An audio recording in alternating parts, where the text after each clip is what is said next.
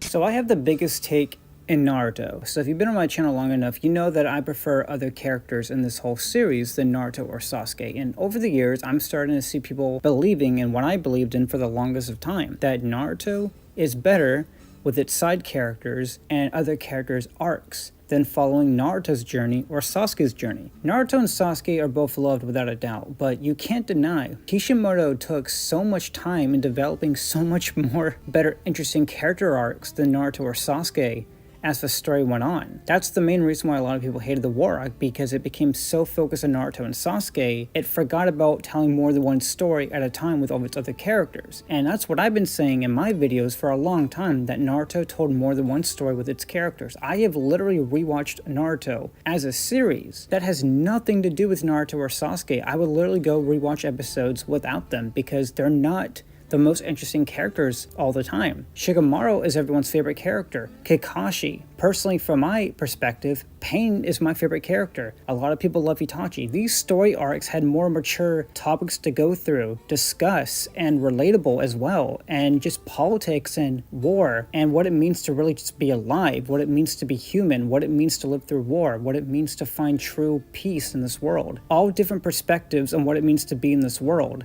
compared to Naruto and Sasuke's perspective on their lives of the ninja system. Everyone else tells a story of how they lived in this shinobi world, and their perspectives were so different than Naruto and Sasuke. You have to give credit that sometimes watching a character arc with Jiraiya about war, peace, and living with the fact that the kids that you raised when they were young grew up to be war criminals. That is such an interesting character arc by itself. You can make an entire series about Jiraiya's journey. You can evolve multiple other characters for the quest of Jiraiya and finding other characters that can relate to his situation that were obviously the main lead of that story arc. But obviously this is a shonen battle anime, so we have to focus on Jiraiya before you have to go back to the main characters, but you get the idea. There's so many story arcs, even like Itachi's, where you can literally take that concept and just make a whole fucking series out of it. While Naruto and Sasuke's character arcs are not completely boring or uninteresting, but as the time went on with both of their perspectives on the world, it felt like it was dragging. It felt like things were repetitive. It felt like Sasuke was never going to make up his mind. It felt like Naruto's obsession with Sasuke was never going to end. But then when you compare to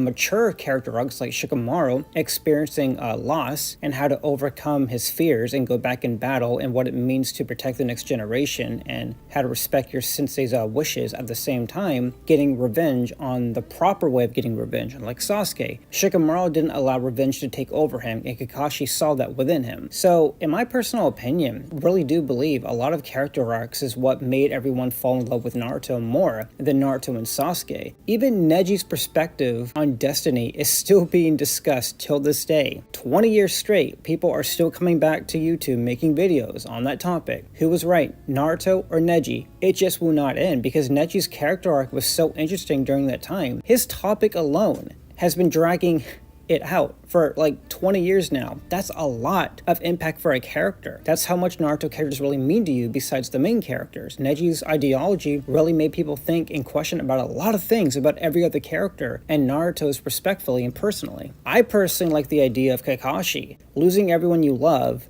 but you want to make sure the next generation understands what it means to not think about yourself and not always the mission, because that's what Kakashi did no matter what, obey the rules, because unlike what happened to his father, paid very horrible consequences and no one respected him at all. After risking his own life to protect his comrades and they still shut him for it, Kakashi made a self-justice respect for himself, that mission comes first no matter what, but then he realized he was wrong. He saw that in Team 7 that broke the rules to never abandon their friends no matter what, and it's like, that works. That works. He wanted you to break the rules, to see through deception. Ninjas always have to see through deception. And even though that was not part of Sasuke's plan of defeating Naruto, it still worked in Kakashi's perspective of what it means to not just think about yourself and to always think about others. That is interesting. And everything that we learned about Kakashi going forward, it was really impactful and very interesting of what it really means to make a strong decision that in order to protect your past comrade from the past,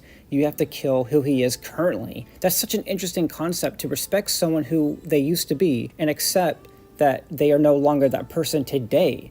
And you have to make decision for your mental health, because Kakashi's mind was so draining. Even my guy told him, "You're going down. Like, we're in war, you've got to get yourself up. But Kakashi was mentally draining himself, having regret, and Obito was trying to tell him to let it go. Like, it doesn't matter. Like, I know what you did, but none of that matters. This world is hell. Everyone is suffering. This world created you, and you see the impact of Kakashi's character growing and growing. And it's just like his personal journey is more mature and arguably more impactful than a lot of elements that we got with Naruto as the story progressed. And people have said that Naruto felt like a side character in Shippuden, and I agree. Naruto's character arc was interesting at times, but compared to his journey in the original series, Naruto didn't get a lot of moments to shine besides towards the end of the Pain arc and the final stages of the war arc. So, no, in my defense, I think Naruto is more impactful with its side characters. So many story arcs, Rock Lee, and I love the realistic way they handled him of going through surgery and making the ultimate decision, should I take it or should I not take the surgery? Because it's going to affect him mentally. It's going to almost kill him. Panicking, he's worried, he's crying,